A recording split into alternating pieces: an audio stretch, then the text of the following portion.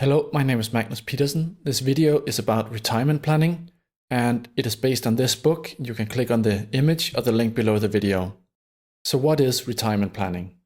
We want to know how much to save each year while we are working, so we have enough money for our retirement. This depends on how many years we are working, how many years we will live, what our annual expenses will be, the future inflation rate, the future tax rate, and the rate of return on our retirement savings.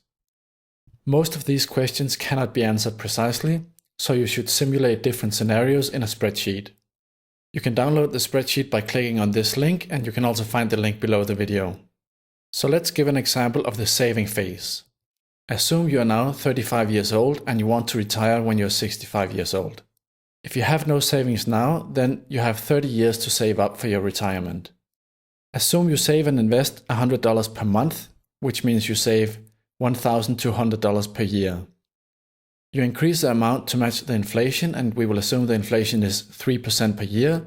So in the second year, you save $1,236, and after 30 years, you're saving $2,828. After 30 years, you have saved and invested a total of $57,090. If the savings are invested in a way so they grow 9% per year, then they would be worth almost $217,000 after 30 years. Now let's look at the retirement phase. So you want to retire at the age of 65 and you expect to live for another 20 years.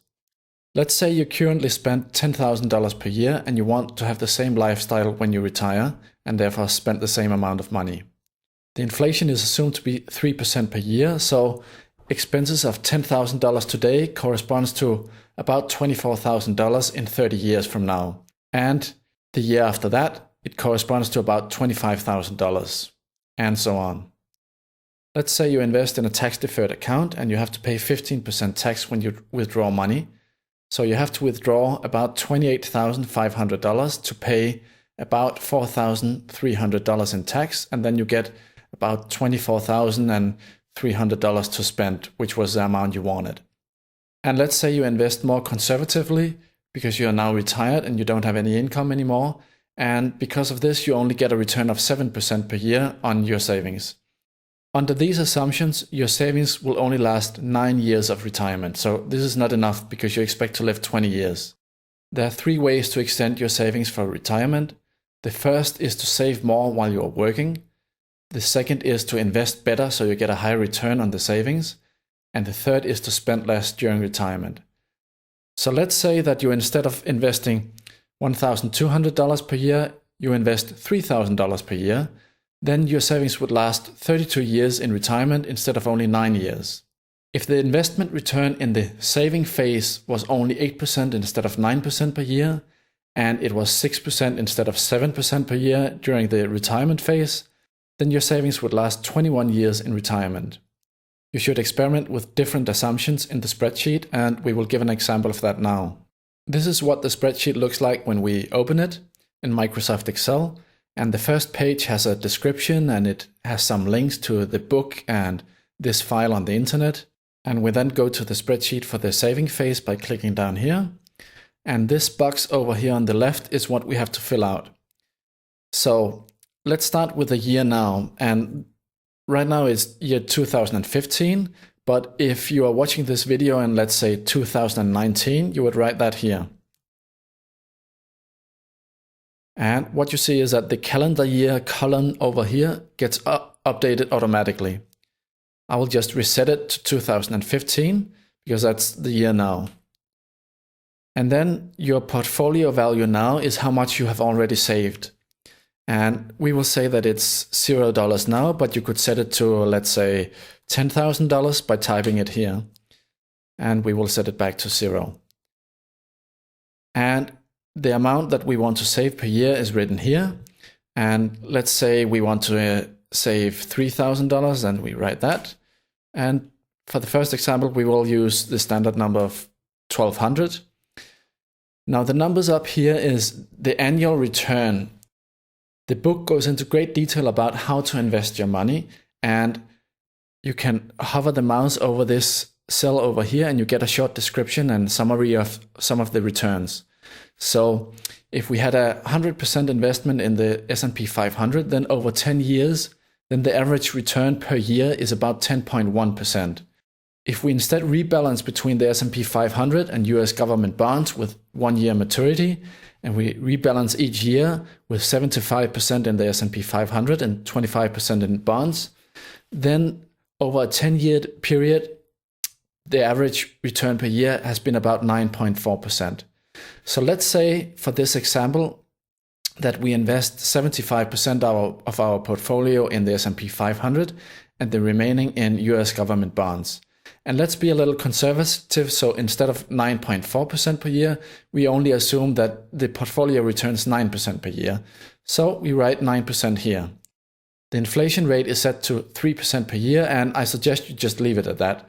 And there's again a small statistical summary of what the inflation was between 1950 and 2015, and you can read that if you like. The amount of money we save each year is increased to match the inflation. So in the first year it is $1,200, and in the next year is $1,236, and so on. And after, 30 years, it's $2,828.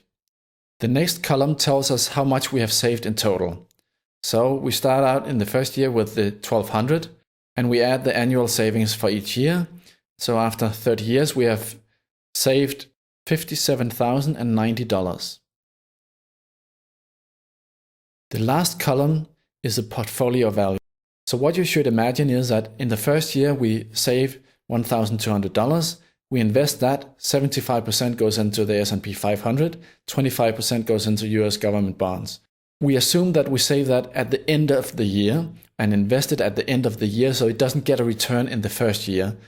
Then the next year, we add 1,236 to our savings, and we also get a return on the savings from the first year.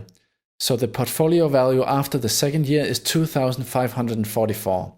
So if we continue doing this, saving and adding to our investment each year, and we get a 9% return each year, then after 30 years, our savings are worth $260,808. This continues all the way down to 50 years of saving. And if you want more years, what you have to do is you have to mark the last row, and then you click in the corner here and you drag it down. And you see the number of years increases, and as does the rest of the data. And it doesn't look so pretty right now. What you can do is you can go up here and use the border to format it properly, but we will just, set it back to the original format, like so. We now go over to the spending phase or the retirement phase by clicking on this tab down here. So again, we have a box full of assumptions that we have to fill out. So let's go over these. The year now is still 2015, and let's say we want to retire in 2045. So over here we see the simulation for our retirement years, starting in 2045 and so on. We have to enter the portfolio's value at the start of our retirement, and what we can do is that we can either look up the number from the saving phase, so we go down to year 2045 and look at the number here, but this is not the right one because this is at the end of 2045. We have to get the number from the beginning of 2045, so this is from the previous row, which is this one. But we can also automatically use the data that is shown in this cell, and we do that by noting it is row number 33. So if we go over to the spending phase spreadsheet again, and we press F2 in the cell for the portfolio value at the beginning. And it is already entered here, so it takes the value from that cell and enters it here. Let us say that our annual expenses are $10,000, and this is in today's money, so because of inflation, by year 2045, this will have grown to about $24,000, and this continues to grow by 3% each year because we assume that the inflation rate is 3% per year. We will invest more conservatively when we are retired. We can again hover the mouse over this cell here to get a little help, and we see that if we invest 25% of our portfolio in the S&P 500 and 75% in US government bonds, then over 10-year periods, we will likely get something like 7.5% return. This is the historical return between 1962 and 2013. Let's be a little more conservative and say that our annual return on the portfolio is 7%. And let us say that the tax rate when we withdraw money is 15%. So we plug in all these numbers and we see the annual expenses and the tax amount we have to pay when we withdraw money and the portfolio value at the end of the year. And what we notice is that the portfolio value is decreasing each year, and after 9 years it is negative. So this means that somewhere in the 9th year it goes to zero and all our savings are spent. In order to make the savings last longer, we have to change some of our assumptions. So let's go back to the saving phase. And let's say that instead of saving only $1,200 per year, we save $3,000 per year. And this updates all the annual savings and the portfolio value. So at the beginning of our retirement, our savings are worth about $542,000. If our annual expenses are the same as before, it means that our savings will last, let's see, they last more than 30 years in retirement. And again, you can extend this by marking the bottom row and extending it like so. And what we see is that the portfolio value becomes negative after 33 years. So our retirement savings should last well over the 20 years we expect to live. Let us remove that again. But let's try another assumption. Let's say the annual return on our investment portfolio is not 9% while we are saving up. Let's say it's only 8%. And let's say that the return in the spending phase is only 6% per year. So now we see that the savings only last about 21, 22 years. It is very easy to change the assumptions like these. The important thing to remember is that if you change the retirement year, so it's not 30 years after today, then you have to change this cell here. Let's say you want to retire in only 15 years. And then you have to change the cell for the portfolio start value. So let's go back here to the other spreadsheet. And 2030.